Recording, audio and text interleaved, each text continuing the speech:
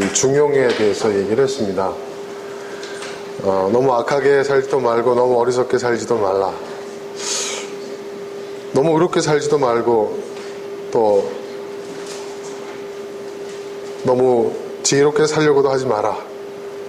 그것은 스스로를 망치는 일이다. 하나를 붙잡되 다른 하나를 놓치지 않는 것이 좋다. 하나님을 두려워하는 사람은 극단을 피한다. 어떻게 들으면 뭐 적당히 타협하면서 살라는 말씀처럼 들릴 수 있지만 그런 의미가 아니라고 했죠. 어차피 인간은 완전할 수 없다는 거죠. 20절에 있는 말씀처럼 좋은 일만 하고 잘못을 전혀 저지르지 않는 의인은 이 세상에 하나도 없다라는 것입니다. 그러니까 우리 스스로 우리 자신을 향해서는 우리가 의를 이루며 살아가기 위해서 노력을 해야 되지만 그렇다고 해서 우리가 완전한 의인일 수는 없다는 거죠. 의인이 될 수는 없다는 거죠. 그리고 또 스스로 완전한 의인이냐 행하는 것 또한 그것은 또 하나의 교만이고 위선이죠. 그러니까 우리는 우리의 한계를 알아야 된다는 것입니다. 우리의 한계를. 네. 그러니까 중용이라는 것은 겸손과 중용은 같은 것이 아니냐라고 어떤 분이 그 질문을 하셨는데 물론 같은 맥락이 될 수 있는데 그게 중요한 한 단계가 있어요. 뭐냐면 어떤 사람이 겸손할 수 있냐면 자기의 한계를 절감한 사람이 겸손할 수 있습니다. 네. 자기 자신에 대해서 해본 사람. 내가 이거밖에 되질 않는구나. 이게 나의 한계구나. 그리고 그 절망을 경험했던 자신의 한계를 있는 그대로 받아들일 수 있고 그렇게 될 때 사람이 겸손해질 수 있습니다. 네. 그러니까 자기의 한계를 안다는 것, 그리고 자기의 한계를 인정한다는 것. 그렇게 되면 다른 사람의 한계에 대해서도 인정하게 되고요. 그렇게 되면 우리가 중용의 도를 알게 되는 것이죠.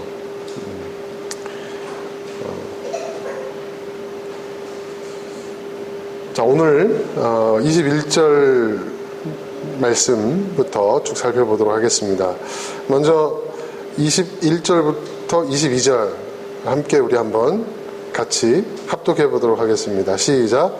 남들이 하는 말에 마음을 쓰지 말아라. 자칫 하다가는 내 종이 너를 욕하는 것까지 듣게 된다. 너 또한 남을 욕한 일이 많다는 것을 너 스스로 잘 알고 있다. 아멘. 참 이 사람이 말입니다. 평판에 약한 것 같아요. 네. 다른 사람이 나에 대해서 어떻게 이야기하는지 그것에 대해서 우리는 지나치게 의식을 하는 것 같습니다. 예. 그러니까 사람이 남한테 인정을 받기를 상당히 좋아하거든요. 근데 어릴 때 특히 그렇죠. 어릴 때 엄마 나 이거 잘했어? 아빠 나 이거 잘했어? 누구보다 잘했어? 뭐 이런 얘기들을 아이들이 많이 하잖아요.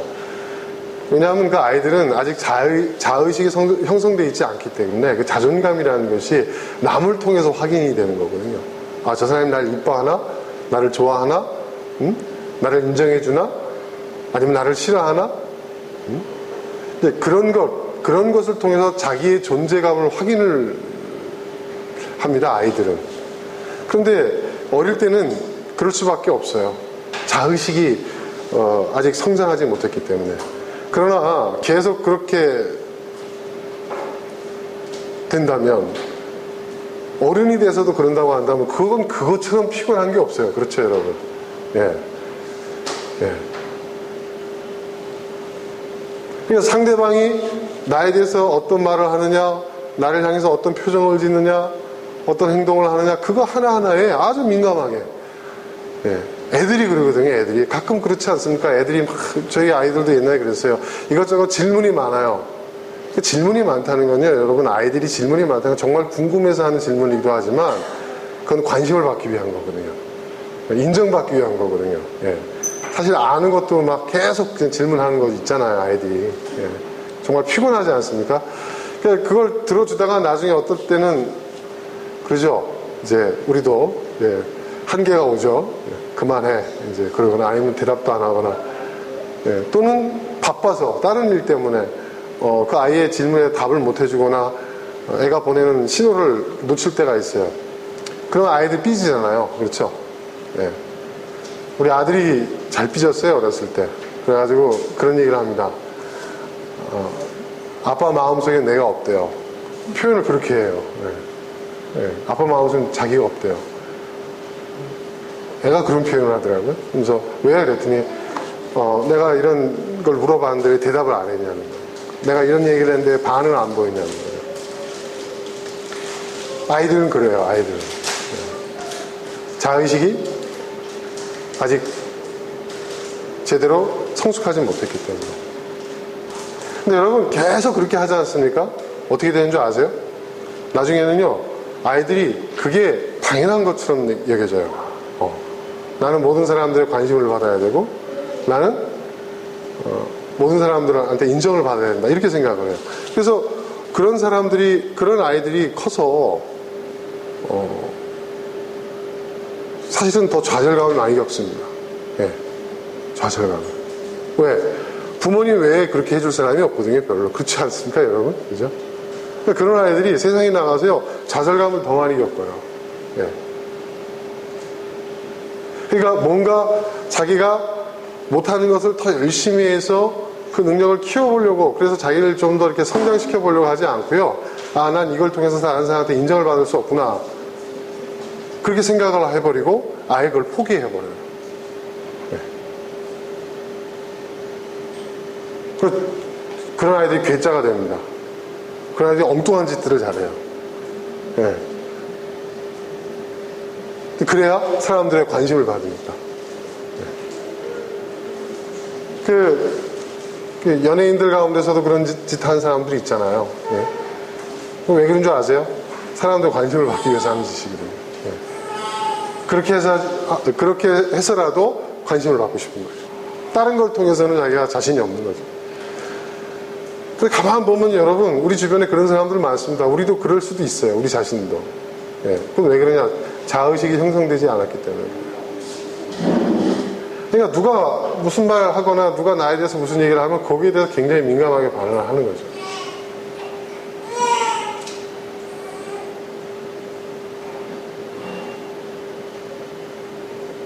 그래서 성경은 뭐라고 해요? 남들이 하는 말에 마음을 쓰지 말래요. 예. 이게 우리말 번역으로는 마음 쓰지 마라, 이렇게 좋게 번역을 했는데요. 원전을 보면 어떤 의미냐면, 다른 사람의 말에 내 마음의 자리를 내어주지 말라, 이렇게 얘기합니다.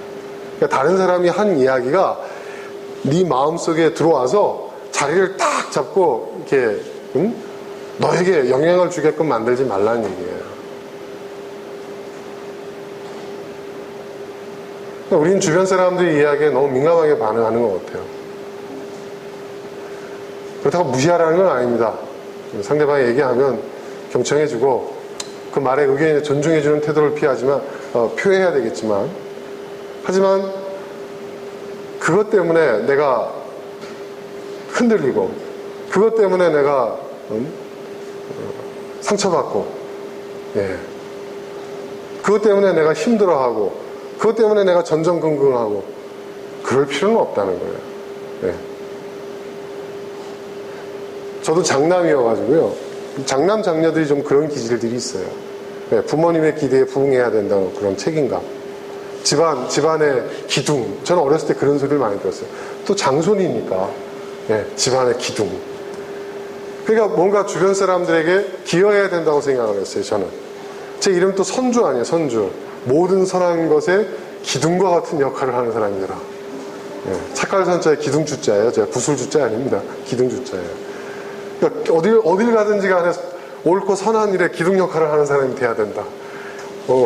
어릴 때부터 그냥 귀에 못이 박히도록 들었어요. 그게 제 밑바닥에 깔려 있는 거죠.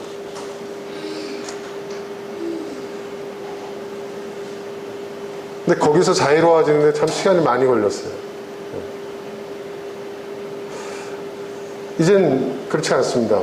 요즘은 좀 너무 그런 것 같아요. 다른 사람이 뭐라고 얘기해도 신경을 안 써요, 하나도. 네. 아니, 신경이 안 쓰여요. 참 신기하죠? 네. 그러면 여러분 어떻습니까? 여러분도 그렇게 되고 싶죠? 네?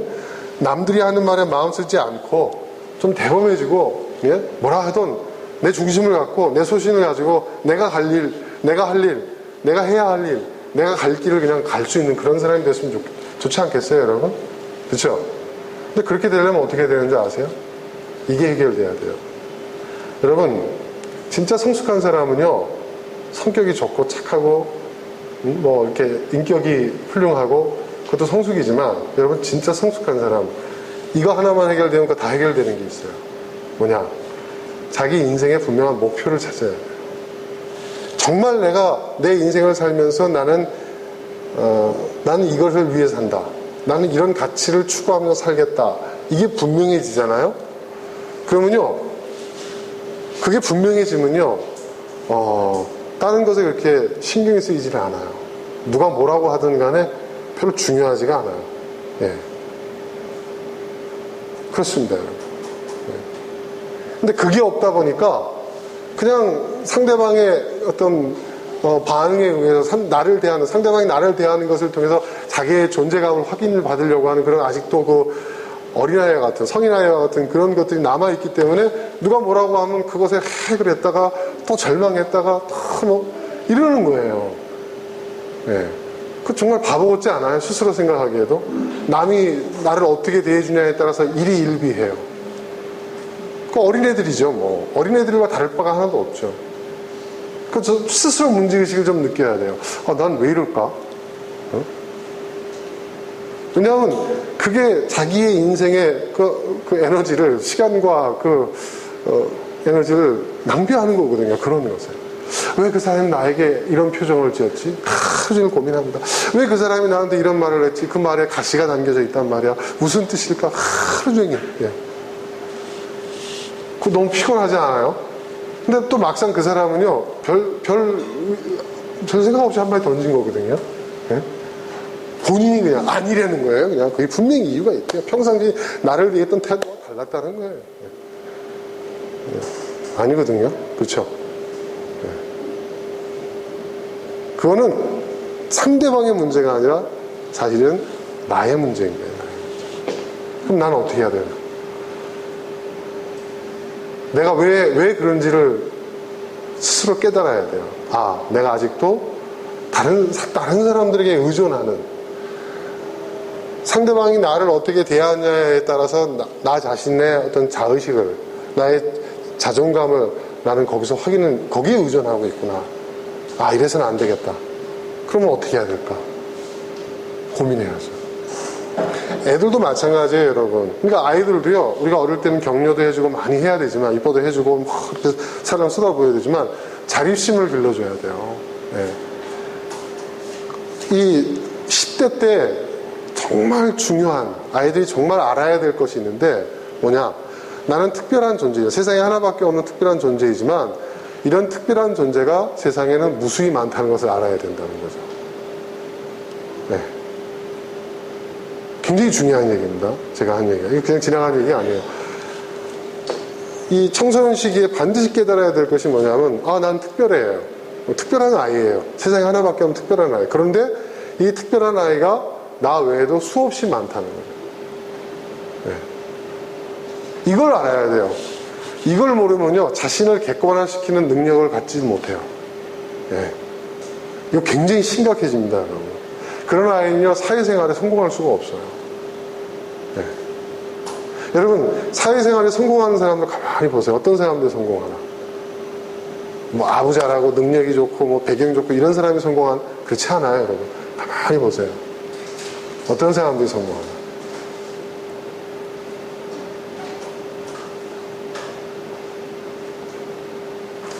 제가 이렇게 보니까요, 사회생활을 성공한다는 건 뭐 출세하고 돈을 많이 벌고 이걸 얘기하는 게 아니에요.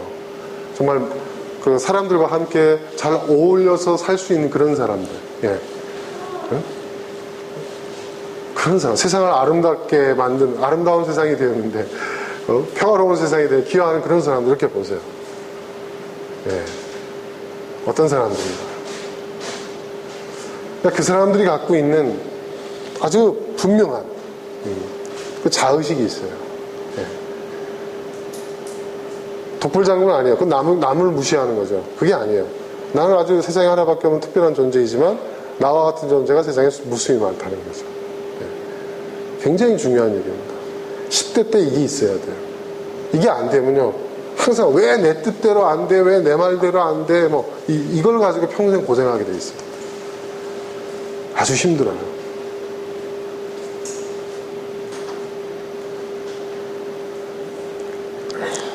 그런 것들을 반드시 가르쳐야 된다는 것이죠. 목사님, 우리는 이미 나이 이렇게 먹었고 그거 10대로 돌릴 수 없는데 어떻게 해야 됩니까?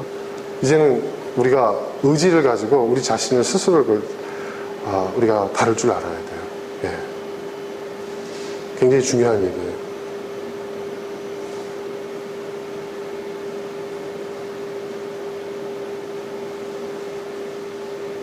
여러분, 남이 하는 이야기에 마음을 그렇게 쓰지 마세요. 중요한 것은 여러분 자신의 생각, 여러분 자신의 가치, 그게 중요한 거예요. 네.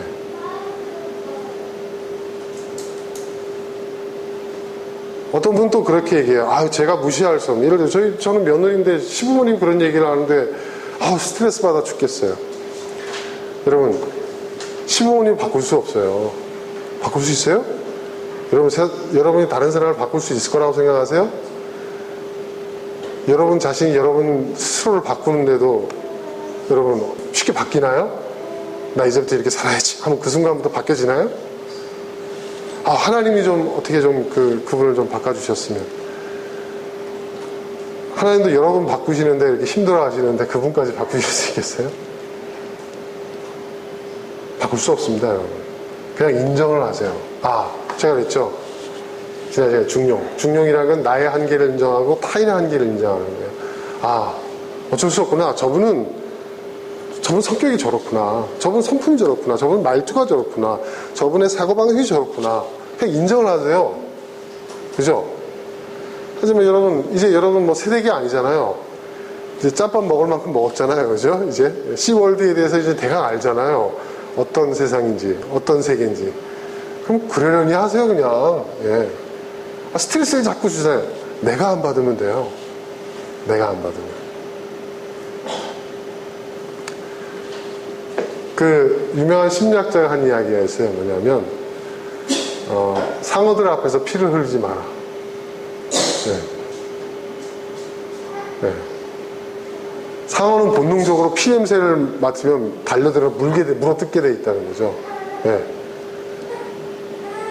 네, 여러분 주변에도 상어들 있잖아요. 그죠? 그 앞에 피 흘리지 마세요. 그게 지혜예요. 성경에도 있죠? 예?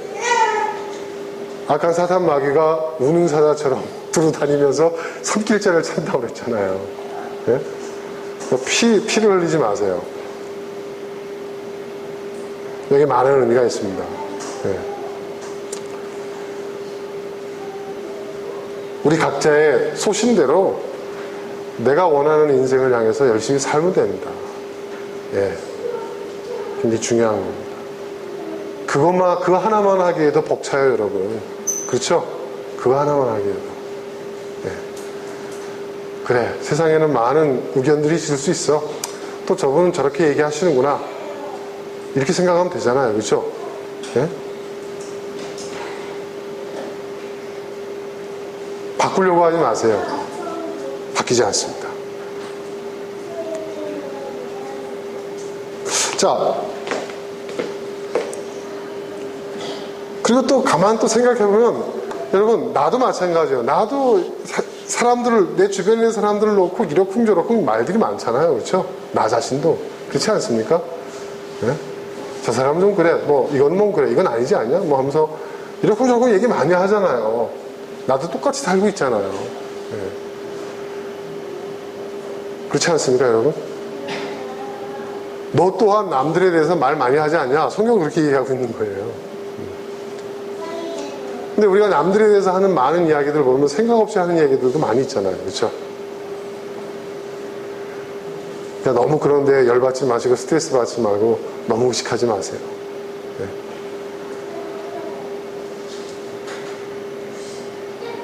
그런 이야기들에 좀 자유로워질 수 있었으면 좋겠습니다. 네.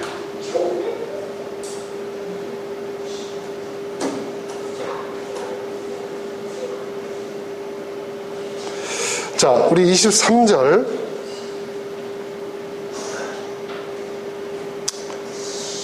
같이 한번 읽어보겠습니다. 23절 시작. 나는 이 모든 것을 지혜로 시험해 보았다. 내가 지혜 있는 사람이 되어야지 하고 결심해 보았지만 지혜가 나를 멀리하더라. 여러분, 지혜를 구하라 성경은 얘기를 해요. 특히 그 잠언서에 보면 다른 어떤 것보다 지혜를 얻기에 힘써라. 지혜를 얻는 것이 가장 좋다 얘기를 해요. 근데 전도서 기자가 뭐라고 얘기합니까? 그래서 나도 지혜를 구해보려고 했어. 정말 지혜 있는 사람이 돼야지 하고 결심하고 지혜를 얻기 위해서 노력을 했어. 근데 정작 지혜가 나를 멀리하더라. 이게 무슨 얘기일까요? 그리고 그 앞에 뭐라고 얘기했죠? 너무 지혜로운 사람이 되려고 하지 마라. 뭐 이런 얘기도 했어요. 이게 무슨 뜻일까요? 여러분, 아무리 좋은 것도요, 그것에 집착하면 절대로 그것을 못 얻습니다. 네.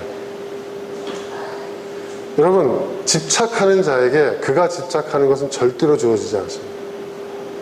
그러니까 우리는요, 무언가를 바라고 원할 수는 있지만 그것이 집착이 되어서는 안 돼요. 그것이 지혜라 할지라도. 네. 집착이 돼서는 안 된다는 거예요. 여러분, 집착은요, 내가 집착하는 것으로부터 나를 더 멀어지게 만듭니다. 그런 거 경험해 보셨어요? 돈에 집착하는 사람이 돈으로부터 더 어려워져요. 예? 어떤 사람에게 집착하잖아요. 그 사람하고 나는 더 멀어져요, 사이가. 그렇지 않아요? 우리가 무언가에 집착하면요, 그 집착하는 것로부터 나는 더 멀어지게 돼 있어요. 그걸 몰라요, 사람들은. 이거 잃지 말아야지, 이거 내가 꼭 쥐고 있어야지 꽉 움켜쥐는데, 그게 사실은 그거를 놓치게 되는, 그것을 잃게 되는 길이라는 건 몰라요.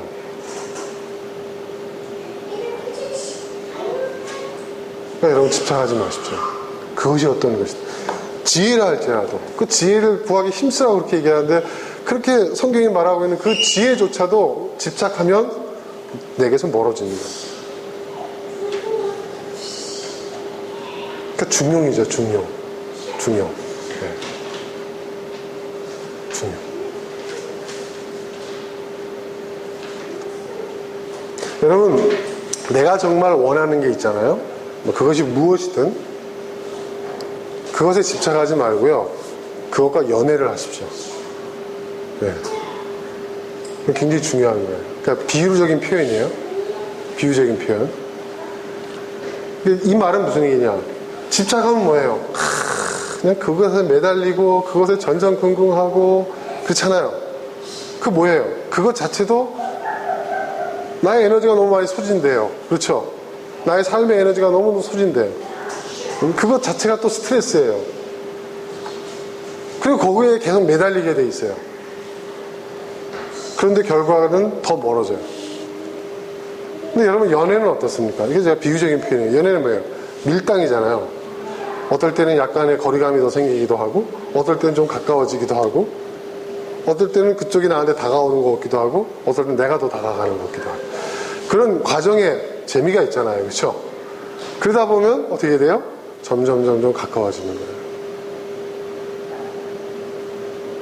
여러분, 집착과 소원의 차이가 뭔지 아세요? 집착과 희망의 차이? 집착은요, 그것에 집착하면 집착할수록 더 고통스러워져요. 근데 희망은요, 그것을 희망하면 희망할수록 더 행복해져요. 그게 내 손에 쥐어지든 안 쥐어지든. 희망은요, 품고 있는 것만으로도 행복해져요. 그게 희망이에요.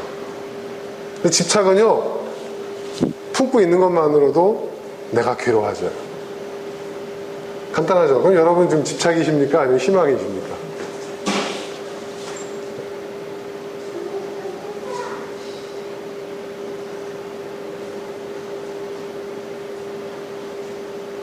(24절) 지혜라는 것이 무엇인지 너무도 멀고 깊으니 누가 그것을 알 수 있겠는가? 누가 그걸 알 수 있는? 여기서 안다는 건 뭐예요? 완전히 아는 걸 얘기해요. 여기서 안다는 거. 단순히 그냥 단편적으로 아는 게 아니라 여기서 안다는 것은 완전히 아는 거죠. 그 지혜라는 것이 너무도 멀고 깊은 것인데 누가 감히 그것이 무엇인지를 온전히 알 수 있겠냐는 거죠. 네. 알아가는 것이지. 그렇죠?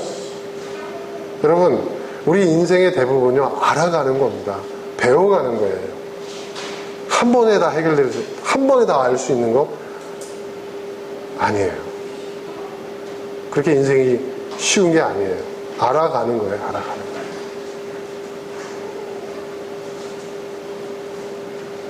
25절, 그래도 나는 한 곳으로만 정신을 쏟아보았다. 지혜가 무엇인지, 사물의 이치가 어떤 것인지 연구하고 조사하고 이해하려고 하였다. 사악이 얼마나 어리석은 일이며 우매가 얼마나 미친 일인지 깨닫는데 정신을 쏟아보았다. 그럼에도 불구하고 내가 정말 이 지혜를 내가 한번 이 지혜를 독파를 해보겠다 하고 막 정신을 쏟아보았다는 거예요. 지혜가 무엇인지, 사물의 이치가 어떤 것인지 연구하고 조사하고 이해해보려고 했다 이거예요. 그럼에도 불구하고 자기는 지혜를 알기 위해서 노력을 중단하지 않았다는 거예요.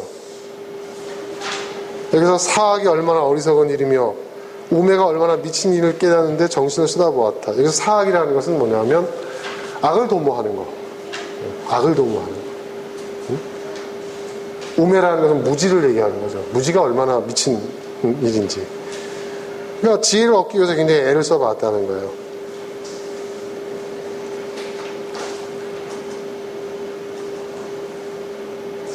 굉장히 애를 써봤어요. 그 다음에 26절, 나는 또 올가미와 같은 여자의 마음이 덫과 같고 손이 쇠사슬과 같은 여자는 죽음보다 더 쓰다는 것을 알았다. 하나님을 기쁘게 해드리는 남자는 그런 여자를 피할 수 있지만 죄인은 그런 여자에 걸려들고 말 것이다. 이게 무슨 뜻일까요? 여자 잘 만나야 된다 이런 뜻일까요? 뭐 그런 의미도 있겠지만 이게 뭐냐면 나는 지혜를 얻기 위해서 여자도 멀리 해봤다는 얘기입니다. 이 얘기가. 이 말의 의미는. 그러니까 솔로몬이 후궁들이 많았잖아요. 여러분 아시죠? 정략 결혼을 엄청 했잖아요. 그래가지고 그 뭐 난리가 났지 않았습니까? 그 솔로몬이 나중에 그 나라가 남왕국 북왕국으로 쪼개진 것도 그래서 나라가 쪼개진 거 아니에요? 그 여자한테 참 많이 시달렸어요. 솔로몬이 원래 여자를 좋아해서 부인을 많이 들인 게 아니라 그 당시는 족장시대였죠, 여러분. 예? 이 국가가 도시국가였고, 그러니까 나라를 통합해 나가는 과정 속에서 정략 결혼을 많이 하다 보니까 부인을 많이 얻을 수밖에 없었던 거예요. 예? 그러니까 부인을 많이 얻으니까 뭐 바람 잘 날이 없겠죠. 한 여자하고 사는 것도 쉽지 않은데.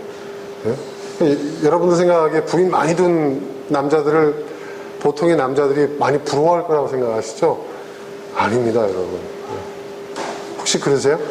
두 분 그러세요? 절대 그렇지 않습니다. 저는요, 정말 안 됐다라는 마음이 듭니다. 네. 네. 진짜 여자 한 명하고 사는 것도 쉽지 않은데 와, 뭐 몇 명? 몇십 명? 몇백 명? 그건 제가 볼 때 형벌인 것 같아요. 형벌. 네, 제가 볼 때는. 네. 요즘 여러분 인터넷에 만수르라는 인물이 지금 뜹니다. 이 사람이 누군지 아세요, 여러분? 엄청난 부호인데요. 그 맨체스터 시티 구단주죠. 뭐 자산이 이건희 회장의 2배인가 3배인가 되는 그 집안의 그 자산만 하더라도 뭐 몇 천조가 되는 엄청난 석유 갑부인데 부인이 여러 명이 있는데 이제 밝혀진 세상에 알려진 부인만 3명이고 아직 밝혀지지 않은 부인이 몇 명인지 몰라요, 정확하게. 근데 그 셋이 여자들이 굉장히 미인이고 뭐 집안도 대단해요. 뭐 그 중동 국가의 총리 딸도 있고 뭐 공주도 있고 막 그래요. 와, 열광해요. 근데 보면은 이렇게 보면은 그 결혼 안 한 미혼 남자들이 와, 부럽다. 저 사람은 뭐 도대체 어떻게 무슨 복을 받고 태어났길래 저런 부에 저렇게 이쁜 아내에 뭐 저렇게 막 여러 명을 줄 수 있냐는데 이렇게 보면 아저씨들은 소위 말하는 아저씨들은 하나도 부러워 안 해요. 네. 여러분 총리 딸을 부인으로 뒀어요. 일국의 그 국왕의 딸 공주를 부인으로 뒀어요. 네. 마음이 편할까요? 네? 난 그 사람이 왜 그 거액을 들여가지고 그 맨체스터 시티라고 하는 영국의 명문 구단을 샀는지 난 그 심정 이해가 가. 네. 거기에 정신 파는 거죠, 저는. 네.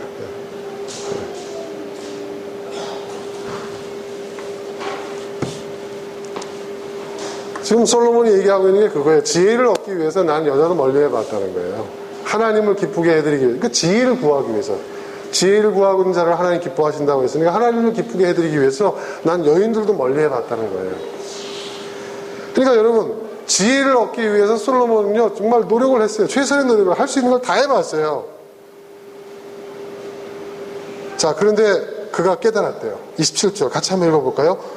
시작. 보아라. 전도자가 말한. 전도자는 이게 솔로몬 자신이죠.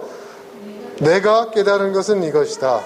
사물의 이치를 하나하나씩 찾아가는데 그 노력, 그 각고의 노력을 통해서 그 여자도 멀리하고 그 각고의 노력을 통해서 사물의 이치를 하나씩 찾아가는데 그가 깨달은 것이 이것이에요. 뭘까요? 28절 같이 한번 읽어볼까요? 시작. 아직도 얻지 못하였지만 다만 찾으면서 깨달은 것은 오로지 1000명 가운데서 남자 하나는 찾을 수 있어도 1000명 가운데서 여자 하나는 찾지 못한다는 것이다. 이게 무슨 말일까요? 지금 정말 하나씩 어렵게 찾아가고 있는데 아직 다 얻지 못했지만 다만 찾으면서 깨달아가고 있다는 거예요. 많이 겸손해졌죠? 그죠? 찾으면서 깨달아가고 있어요. 근데 그가 깨달은 것이 뭘까요? 지혜를 깨달아가는 그 과정 속에서 찾아가는 그 과정 속에서 그가 깨달은 한 가지가 있어요.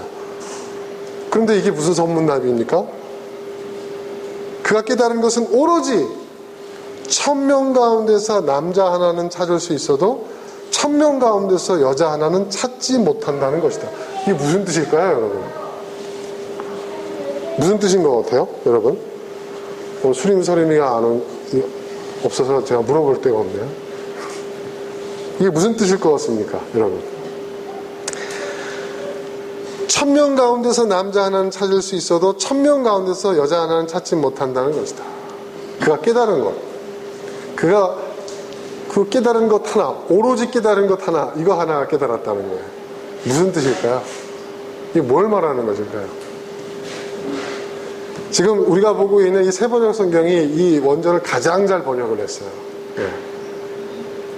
이거는 지금 사실은 그 유대 속담이에요. 유대 속담.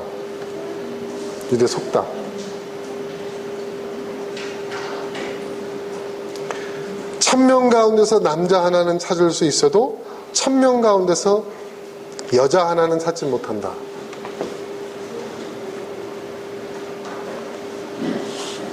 뭘까요, 여러분? 이거는 유대 속담인데요. 이거는 선택의 어려움을 얘기하고 있는 겁니다. 선택의 어려움. 여러분, 남자를 선택하는 건 어렵지 않아요. 건강하고 힘세고, 그렇죠? 일 잘하고, 그렇죠? 예? 남자를 선택하는 기준은 단순해요. 그렇지 않습니까? 근데 여자를 선택하는 건 1000명의 여자가 있어요. 그 중에 하나 골라봐. 쉽게 고를 수 있을 것 같아요? 물론 다분히 이 속담은 남자의 입장에서 하는 얘기입니다. 유대사회, 그 당시에 유대사회가 가부장적인 사회이니까 남자가 남자를 고르는 데는 여러분 단순해요. 선택이 쉬워요. 그렇죠? 그렇지 않습니까? 남자가 남자를 고르는데 내가 나의 목적에 부합하는 사람을 선택하면 돼요. 근데 여자를 선택한다는 건 얘기가 달라져요. 그렇죠? 왜? 여자를 선택하는 것은 정말 어렵거든요. 이게 그 선택의 중요성, 그 선택의 중요성 때문에 어려운 거예요. 남자를 잘못 선택하잖아요? 남자를 잘못 선택한 것보다 여자를 잘못 선택한 거, 이건 비교할 수가 없다는 거죠. 남자 입장입니다. 여자분들 조금 억울하시겠지만. 그러니까 이게 선택의 중요성, 선택의 어려움을 얘기한다고 그랬죠. 1000명의 남자를 1명 선택하는 건 쉬워도 1000명 가운데서 여자 1명 선택하는 것은 더 어렵다는 거예요. 왜? 여자가 그만큼 중요한 존재이기 때문에. 무슨 말인지 아시겠죠? 그러니까 지혜는 결국 뭐의 문제냐? 선택의 문제예요. 이해되십니까, 여러분? 솔로몬이 그렇게 노력을 해서 그 많은 후궁들도 다 멀리 해가면서 그렇게 밤낮 고생하고 그 갖고 있는 노력을 통해서 그가 깨달은 것은 오로지 이거 하나인데 앞으로 계속 더 깨달아야 되고 그 깨닫는 그 과정 속에서 그가 깨닫게 된 정말 중요한 한 가지는 뭐냐? 1000명의 남자 하나를 선택하는 건 쉬워도 1000명 가운데 여자 한 명 선택하는 건 어렵다. 선택이 어려워. 결국은 지혜라는 것은 선택의 문제라는 거예요. 지혜는 선택의 문제라는 거예요. 여러분 따라해 봅시다. 지혜는 선택의 문제다. 네, 선택의 문제. 그 맥락에서 29절 여러분 한번 읽어보십시오. 같이 읽어보세요. 시작. 그렇다. 다만 내가 깨달은 것은 이것이다. 하나님은 우리를 평범하고 단순하게 만드셨지만 우리가 우리 자신을 복잡하게 만들어 버렸다는 것이다. 네. 예수님 그러셨죠? 어린아이와 같은 자가 하나님 나라 간다 그랬죠? 이 어린아이와 같은 자 뭐예요? 순수한. 여기서 평범하고 단순하다는 것은 순수함을 얘기하는 거예요. 여러분 순수한 자가 선택하는 그 선택이 좀 쉬워요. 복잡하지 않아요. 근데 우리는 선택할 때 복잡해요. 왜 복잡할까요? 우리가 복잡하니까. 그렇죠 여러분? 남자를 선택하는 것은요 단순해요. 선택의 이유가 뭐 일꾼을 쓴다든지 뭐 친구를 찾는 단순해요.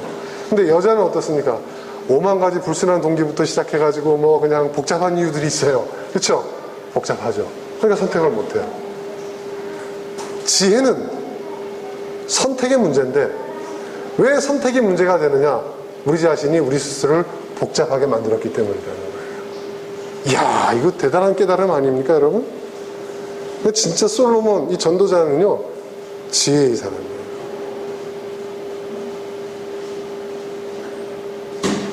여러분, 선택을 하는데, 자, 그렇다면,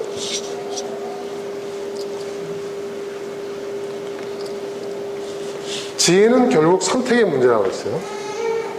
근데 그 선택을 우리가 잘 못하는 이유는 우리 스스로를 우리 자신이 복잡하게 만들었기 때문이라는 거예요. 다 동의되시죠 여러분? 다 동의됩니다. 맞아요. 복잡해요. 우리가 이리 재고 저리 재느라고 여러분 선택의 그 순간에 우리는 괴로운 거예요. 그렇죠?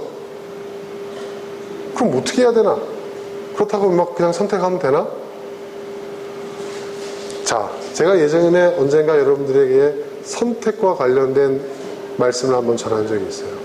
선택이라는 것은 뭐예요? 최상의 선택이라는 것이에요. 여러분, 왜 우리가 선택의 순간에 복잡해지는 줄 아세요? 네? 왜 우리가 선택의 순간에 복잡해지는 줄 아세요? 이 선택이 좋은 선택인지 나쁜 선택인지 그것은 바로 우리 결과에 영향을 끼칠 것이기 때문이다. 우린 그렇게 생각하고 있기 때문에. 그렇죠 여러분? 그렇잖아요. 이 선택이 좋은 선택이가 나쁜 선택이니까. 그러니까 우리는 뭐예요? 어떤 결과의 원인이 선택이 있다고 생각해요. 근데 일부 맞아요 그 말이. 그렇죠? 내가 그때 미스터 김하고 결혼하지 말고 미스터 리하고 결혼했으면 어떻게 됐을까? 내가 지금 이렇게 살고 있는 것은 미스터 윤하고 결혼했기 때문이다. 이런 생각을 할 수 있잖아요. 그렇죠? 남자도 반대로 생각할 수 있고.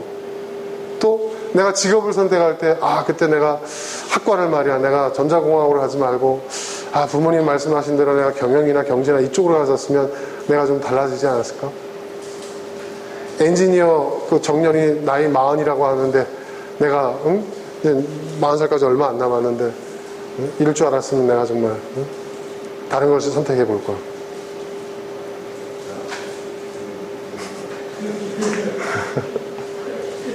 두 사람 지금 말 아니에요? 그래요? 다행이네 그럼.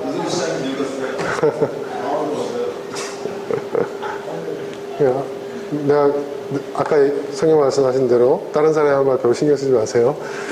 마음에 두지 마세요. 그래요? 하여튼 그러니까 보세요. 저 고민하고 있잖아요. 그러니까 우리는 어떤 선택을 하면 그 선택이 바로 어떤 결과를 가져온다고 생각을 해요. 예. 근데 애들이 여러분 선택할 때 보세요. 순수한 아이들이 선택할 때는 어떻게 선택하죠? 결과를 재나요? 아이들은 이걸 선택하면 사탕을 먹으면 내 이빨이 썩을 거야. 그 엄마랑 같이 치과에 가서 이빨을 뽑겠지? 아, 그건 아니다. 내가 사탕을 먹느니 내가 참겠다. 이게 애입니까? 애가 이런 선택을 하나요? 애들은 사탕을 선택하죠. 그죠? 예전에 우리 딸한테 제가 그랬어요. 그 얘기를 했어요, 제가. 얘가 이빨이 다 사가가지고요. 단 걸 얼마나 좋아했는지. 제가 배탈이 잘 났었어요. 아무거나 잘 주워 먹었어요, 아무튼. 예. 강아지 마냥 돌아다니면서. 그래서 제가 앉혀놓고 얘기를 했거든요. 너 사탕 먹을래? 사탕 먹으면 이빨 막 썩고 뭐 할 텐데 너 아니 뭐 그렇게 했더니 우리 딸이 그때 아주 명답을 한 적이 있어요. 저는 그것도 지금 기억해요. 뭐라고 하는지 아세요? 아빠 사탕 먹고 이빨 닦으면 돼. 그거 답이에요? 답 아니에요? 답이죠. 사탕 먹고 아빠 사탕 먹고 이빨 썩는다고 사탕 먹지 말라고 그랬지. 사탕 먹고 이빨 닦으면 돼. 아 진지하게 저한테 얘기를 했어요. 아 그때 저는 깨달았어요. 진짜 깨달음이 있었어요. 아 그렇구나. 어떤 선택을 한다고 해서 그 선택이 바로 결과로 나오는 게 아니라 내가 어떤 선택을 하고 그 과정에 내가 어떤 노력을 하냐에 따라서 결과가 달라져요.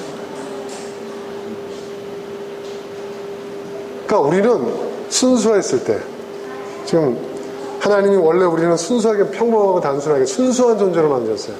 우리가 순수했을 때 어린아이 시절에는요 그걸 아는 거예요. 우리가 본능적으로 알고 있어요. 그런데 우리가 자라면서 우리가 복잡하게 만드는 거예요. 우리 자신. 그리고 거기에 우리는 그렇게 생각해요. 어떤 선택을 하면 그 선택이 바로 이 결과를 만들었다고 생각을 해요. 아니라는 겁니다. 아니에요. 이거는 모 전자회사의 책임도 있어요. 순간의 선택이 10년을 좌우합니다. 잃어버려가지고. 네. 우리 학생들은 지금 무슨 소리 하나 할 거예요? 그런 게 있었어요. 그런 광고 카피가. 여러분, 지혜로운 사람은요, 여러분, 제가 언젠가 한 얘기가 있는데, 제가 제 책상 앞에 이렇게 붙여놓은 말이 있어요. 여러분, 답은 없습니다. 정답은 없어요. 어디에도 정답은 없어요. 오직 선택만 있을 뿐입니다. 지혜로운 사람은요, 자신이 선택한 것을 최선의 결과로 만들어 가고요. 어리석은 사람은요, 자기가 선택한 것을 후회하며 최악의 결과로 만들어 갑니다. 무슨 뜻인지 이해하시겠습니까? 그러니까 여러분, 우리는 선택을 무슨 스위치와 같이 생각해요. 이 스위치를 누르면 불이 켜지고 이 스위치는 불 꺼진다고 생각해요. 그렇지 않아요. 선택은 그런 게 아니에요. 우리는 무언가를 선택할 수밖에 없어요. 근데 그 선택이 바로 결과로 직결되느냐? 그렇지 않다는 거예요. 그렇게 세상은 우리를 속여요.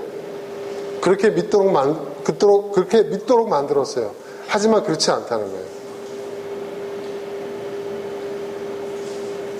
우리가 무엇을 선택하든 그 선택의 순간 이후에 우리가 어떤 노력을 하며 어떤 노력의 과정이 있느냐에 따라서 그 결과가 얼마든지 달라질 수 있다. 사탕 먹고 이빨 닦으면 돼요. 사탕 먹고 이빨 닦으면 돼요. 우리는 사탕 먹고 이빨 안 닦고 사탕 먹고 맛있게 먹고 이빨은 안 닦았어요. 그리고 이빨이 썩었어요? 사탕 먹었기 때문에 이빨 썩었다고 생각해요. 아니에요. 이빨을 안 닦았기 때문에 이빨이 썩은 거예요. 4살짜리 우리 딸이 저에게 가르쳐준 얘기였어요. 저는 그때 그걸 깨달았어요. 아, 맞다. 근데 정작 그걸 알려준 제가 그걸 잊어버린 것 같아요. 좀 한 짓을 보면. 그러니까 여러분이 이미 한 선택에 대해서 후회하지 마세요. 선택의 문제가 아니었던 거예요. 문제는 어디에 있느냐? 내가 그 선택을 하고 난 다음에 내가 뭘 했느냐는 거예요. 내가 해야 할 것을 안 했다는 거죠.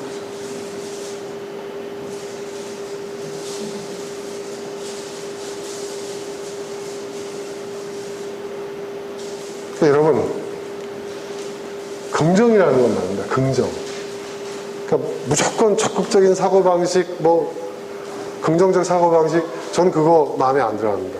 그건 굉장히 잘못된 거예요. 네. 근데 여러분, 지혜가 있는 사람, 그러니까 지혜가 있는 사람은요, 어떤 선택을 했을 때, 이 선택이 잘된 선택인가, 못한 선택인가, 그걸 가지고 전전긍긍하지 않아요. 결과적으로 내가 원하는 결과가 다르게 나온다 할지라도, 그걸 가지고 또 어쩌고저쩌고 고민하지 않아요. 선택이 잘못된 거 아니라 고민하지 않아요.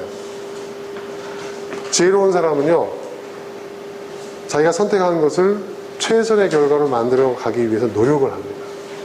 근데 어리석은 사람은요, 선택해놓고 이게 최선의 선택이었을까? 이게 어떤 결과가 나올까? 그걸 가지고 전전긍긍해요. 그러니까 이런 사람들은 항상 어떻게 돼요? 자기의 삶을 네? 과거의 결과로. 그러니까 결국 뭐냐? 내 삶은 모든 것이 다 과거에 결정된 거예요. 왜? 이전에 선택한 것이 오늘 만들었다고 생각해요. 여러분, 성경에 보면 날 때부터 소경된 자가 예수님 찾아와가지고 물어보죠. 사람들은 그래요. 날 때부터 장애인이었어요. 그 장애인이 태어날 때부터 장애인이라는 것은 뭐예요? 그 부모가 죄를 지었거나 아니면 그 사람이 정상인으로 태어났을 때 너무나도 많은 죄를 저지를 것이 자명하기 때문에 하나님께서 미리 그를 장애인으로 태어나게 하셨다. 이게 그 당시에 유대인들이 갖고 있었던 신앙이었어요. 그러니까 태어날 때부터 장애인이었던 사람은 죄인이에요. 아니면 그 부모가 죄인이거나. 그러한 종교적 편견이, 그러한 믿음이, 잘못된 믿음이 지배하던 그런 사회였어요. 근데 날 때부터 소경된 자가 예수님을 찾아왔어요. 예수님 뭐라고 말씀하셨어요? 이 사람이 소경된 것은 누구 죄 때문입니까? 하고 싸웠잖아요. 그죠? 근데 예수님 그때 뭐라고 말씀하셨습니까? 부모의 죄도 아니고 이 사람의 죄도 아니다. 하나님이 이 사람을 통해서 영광을 받으시기 위해서 이 사람은 날 때부터 장님이었다. 그렇게 얘기하죠. 그러면서 그를 치유하시잖아요. 그렇죠? 여러분, 이 말씀이, 이 사건이 얼마나 획기적인 얘기냐면, 우리는 뭐든지 어떤 결과가 어떤 원인에 의한 결과, 그렇죠? 과거로부터 오는 것이 결과라고 생각해요. 그렇죠? 우리 항상 그렇게 생각하잖아요. 지금 내가 이렇게 하면 그때 내가 선택을 잘못했기 때문이에요. 그때 선택. 그러니까 그 선택은 돌이킬 수가 없는 거죠. 그러니까 항상 절망하고 괴로워하고, 그리고 지금 선택하는 거 미래를 결정할 것이니까 잘해야지 하면 이게 전전긍긍한 거죠. 점점 복잡해지는 거죠. 전도서의 말씀처럼. 근데 예수님이 뭐라고 말씀하셨어요? 그가 날 때부터 소경된 것은 부모의 죄, 그죠? 그 사람의 죄도 아니에요. 뭐예요? 과거의 문제가 아니라는 거예요. 부모가 잘못해서 장애를 갖고 선천적 장애를 태어난 게 아니라는 거예요. 그럼 뭐냐? 하나님이 그를 위해서 하실 일이 있다. 그를 통해서 하나님 영광을 받으시기 위해서 그가 장애인을 태어났다. 이 말은 무슨 얘기예요? 우리의 삶은 이미 지나가버린 시간에 의한, 우리가 지나간 과거의 선택에 의해서 결정되어지는 게 아니라 미래에 하나님이 계획하고 계시는 어떤 그러한 우리 그 미래의 그러한 그 가치와 그 의미와 그 비전을 위해서 만들어져 가는 그러한 과정이라는 거예요. 이해되세요? 무슨 말인지 여러분? 우리의 삶은 미래지향적인 것이 돼요. 율법이라는 게 뭐예요? 이렇게 하면은 벌 받는다. 이렇게 하면 상 받는다. 그러니까 뭐예요? 현재에 벌 받은 거 내가 과거에 잘못했기 때문이요. 현재에 상 받는 거 내가 과거에 잘했기 때문이에요. 내가 과거에 잘 선택했기 때문에 현재 나에게 이런 복된 결과가 나오고, 과거에 내가 선택을 잘못했기 때문에 내가 지금 이렇게 어려운 결과가 지금 나오는 거예요. 이게 율법이에요. 그런데 예수님은 그게 아니라고 하신 거예요. 어떤 선택, 어떤 현재 중요한 게 아니라는 거예요. 최선의 결과를 만들어내기 위한 그 노력, 그 과정, 그것이 우리의 인생을 만들어간다는 거예요. 그래서 여러분, 지혜 있는 사람은요, 자, 8장 1절 한번 같이 읽어보겠습니다. 시작. 어떤 사람이 지혜 있는 사람이, 같이 읽어봅니다. 8장 1절입니다. 시작. 네, 아직 안 됐어요? 제가 읽을 테니까 여러분 한번 귀로 잘 들어보세요. 성경 있는 분들은 같이 읽었으면 좋겠습니다. 시작. 어떤 사람이 지혜 있는 사람인가? 사물의 이치를 아는 사람이 누구인가? 지혜는 사람의 얼굴을 밝게 하고 굳은 표정을 바꾸어 준다. 이게 무슨 뜻일까요? 지금 제가 한 얘기입니다. 여러분, 지혜는 사람의 얼굴을 밝게 하고 굳은 표정을 바꿔준대요. 사람의 얼굴을 밝게 하고 굳은 표정을 바꿔준다. 이것도 그 유래 속담입니다. 무슨 뜻이냐? 그러니까 여러분, 지혜를 아는 사람, 그러니까 선택 그 자체가 중요한 것이 아니라 선택함으로써 어떤 결과가 자동적으로 나오는 것이 아니라 선택하고 그 선택 이후에 어떠한 노력의 과정을 거치느냐에 따라서 결과가 달라진다는 걸 안다면 지금의 나의 선택, 지금의 나의 현재, 그 앞에서 우리는 어떻게 돼요? 그것이 어떤 선택을 했던, 내가 어떤 선택을 했건, 어떤 현재가 나에게 주어지건 간에 나는 얼굴을 밝게 할 수 있고 굳은 표정을 풀 수가 있는 거예요.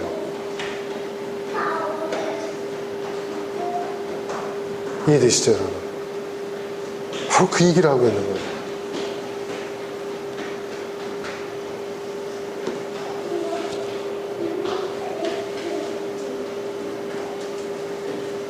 그러니까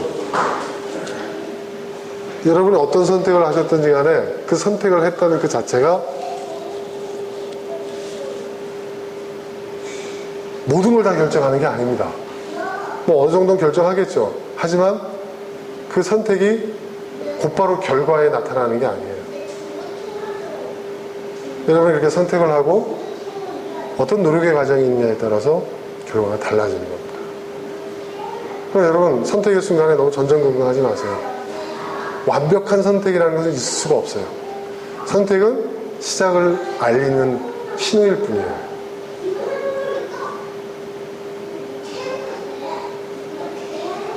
그러므로 우리는 우리의 삶을 좀 더 밝은 표정으로, 좀 더 편안하게 받아들일 수가 있습니다.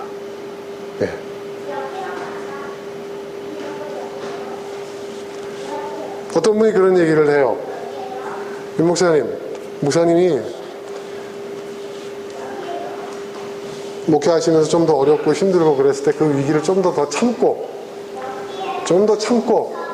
목회를 더 하셨으면 교회가 더 크게 성장했었을 텐데 그 시기에, 그 힘든 시기를 견디지 못하시고 선택을 잘못하신 것 같아요. 사실 저도 예전에 그런 한편에 그런 게 있었어요. 아, 내가 그 목회자의 그 연단의 과정, 훈련의 과정을 내가 못 견디고 내가 기성교회를 뛰쳐나왔던 건가? 아닌가?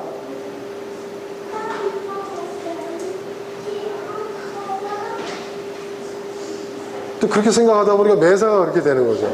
근데 지금은요, 뭐 그렇게 되건 말건 상관 안 해요. 왜? 내가 좋아서 이걸 선택했으니까. 중요한 건 그거 아닙니까? 여러분, 뭘 선택하시든 여러분이 좋아하는 걸 선택하세요. 선택하시고요. 그 다음이 중요합니다.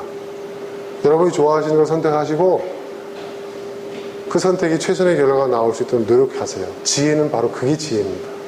지혜는 다른 게 지혜가 아니에요. 지혜로운 자의 선택이라는 건 다른 게 아닙니다. 지혜로운 자의 선택, 가장 최선의 결과가 나올 수 있는 것을 다 쪽지게처럼 선택할 수 있는 그런 지혜, 그게 아니라요. 어떤 선택을 하든 최상의 결과가 나올 수 있도록 노력하는 그 노력의 과정, 그게 지혜로운 자입니다. 그래서 저는 그 말을 제 책상 앞에 써붙여. 정답은 없다. 답은 어디에도 없다. 오직 선택만이 있을 뿐.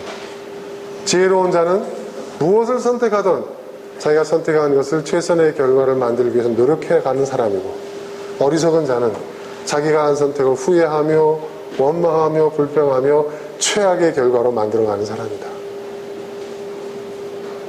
나는 어떤 사람이 될 것인가? 지금 전도서 기자 솔로몬이 얘기하고 있는 게 바로 그겁니다.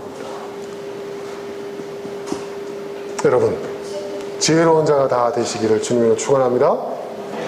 자, 이 시간 우리 함께 나눈 말씀 붙잡고 기도하겠습니다. 지난 시절 우리가 어떤 선택을 했는지 중요하지 않습니다. 지금 이 순간 내가 어떤 선택을 하느냐 중요하지 않습니다. 미래에 또 나는 어떤 선택을 할 것인가 중요하지 않습니다. 분명 어떤 선택을 할 것입니다.